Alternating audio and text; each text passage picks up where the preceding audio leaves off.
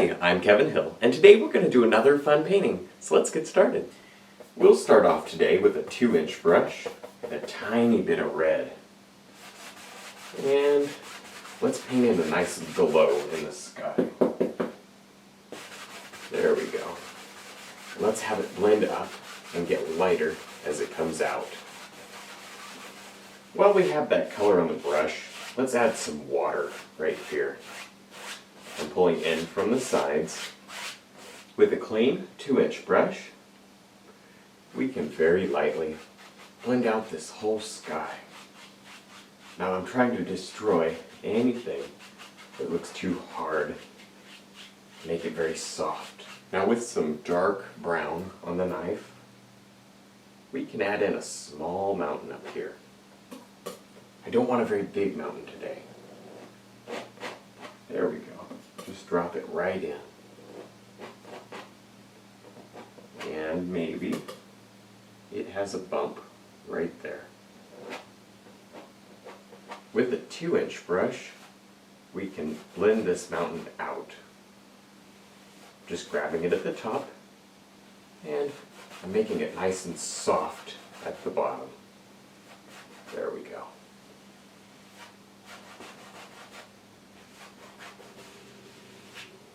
With some brown and white on the knife,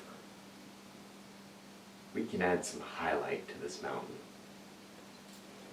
We don't need too much highlight, just a little bit. Now with some dark brown, we can add some shadows up here. There we go. Some nice dark areas where no light is getting. See how that kind of pops that mountain forward? There we go. And a little bit over here. Now back to the 2-inch brush, and we can tap the base of the mountain to create some mist. I want this mountain very misty at the bottom. But I do want to tap lightly. If you tap too hard, probably destroy most of your mountain. There we go. See how it's floating up there in the mist? And we can gently lift up, following the angles of the mountain. Now back to the dark brown, and we can add in another mountain right here. This one comes right in front of the other one. Helps to push the other one back. There we go. And see that mist in between kind of separates the mountains. Now back to the 2-inch brush, and we can blend this mountain out. Make it look very soft. This mountain is highlighted the same way. Taking the knife, letting it run right down the mountain.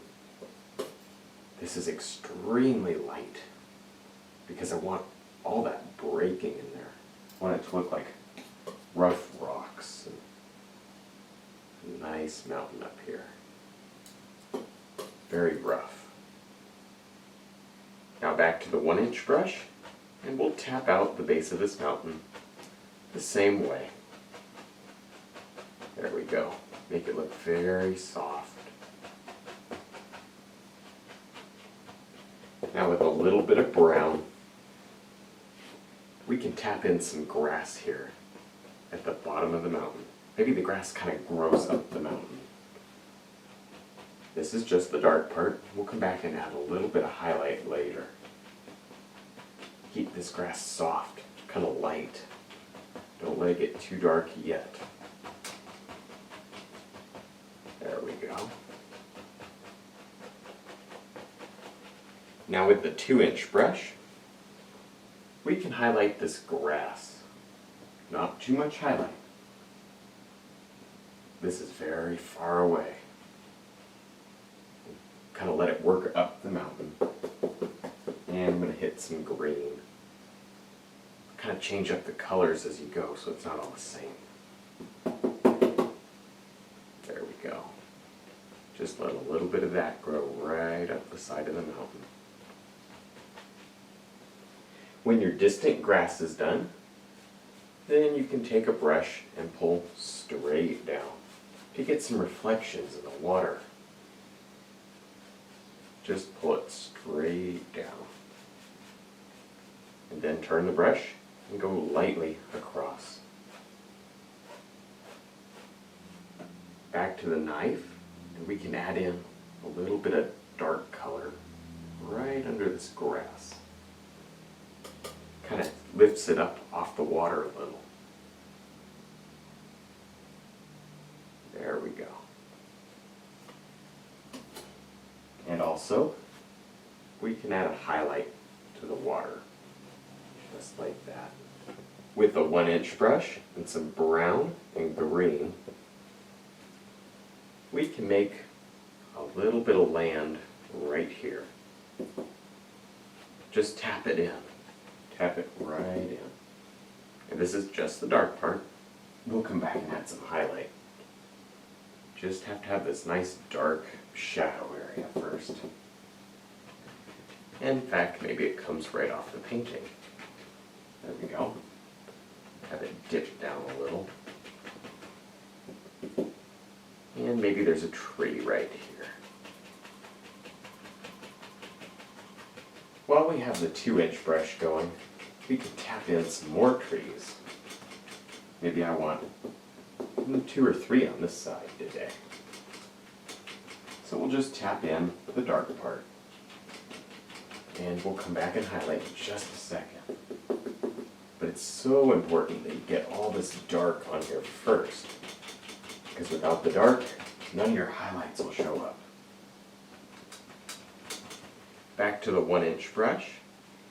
And we can grab a little bit of this color here and pull down for some reflections. There we go. Turn the brush and go lightly across. Very lightly. Don't want to destroy everything. Just want to soften it. With some dark brown on the knife, we can add in a little bit of dirt here, right on the bank. This is just the dark part, and we'll come back and highlight it. There we go. We want a lot of texture on the canvas.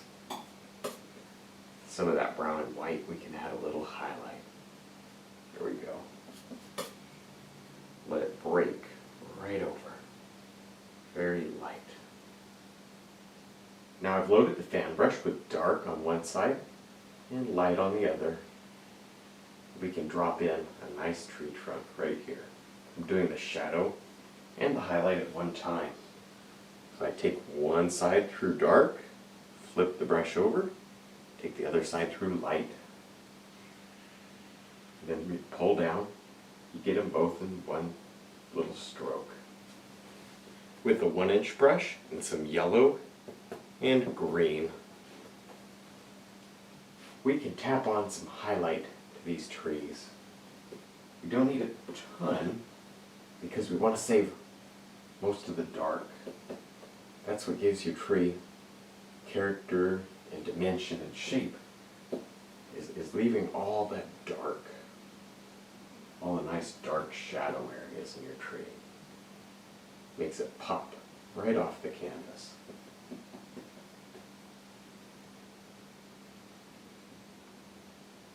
When you're done with your trees, then you can highlight your bushes. It's really the same way. We're tapping with the corner of the brush and leaving a lot of the dark. You want to leave most of the dark in the bushes. Kind of cover up that tree a little bit right there. If you don't leave the dark in your bushes, then they're all going to look very flat. It's all this dark shadow in here that really separates each bush. So make sure you save all that dark. Now maybe in our painting we want a little path, maybe just some dirt, a little something to change it up right there. Just like that. And grab a little bit of brown and white. And we can add some highlight by gently letting that knife run